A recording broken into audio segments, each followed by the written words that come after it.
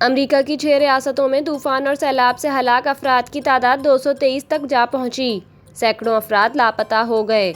سمندری طوفان کے باعث امریکی ریاست شمالی کیرولائنا میں سب سے زیادہ تباہی آئی۔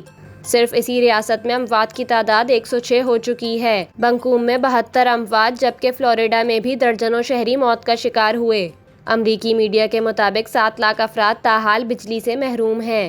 طوفان سے متاثرہ جنوبی کیرولائنا میں 2.5 لاکھ، شمالی کیرولائنا میں 2.25 لاکھ، جارجیا میں 2 لاکھ گھر بجلی سے محروم ہو گئے۔ سیلاب کا شکار ریاستوں میں لوگ صاف پانی سمیت بنیادی اشیاء سے محروم ہیں۔ جو سینکڑوں افراد تاحال لاپتہ ہیں، ان میں شمالی کیرولائنا کے علاقے ایشول سے تعلق رکھنے والے عمران خان بھی ہیں، جو سیلاب کے سبب گھر کی بیلکنی پر پناہ لیے ہوئے تھے، مگر ریلا ان کا گھر بہا لے گیا۔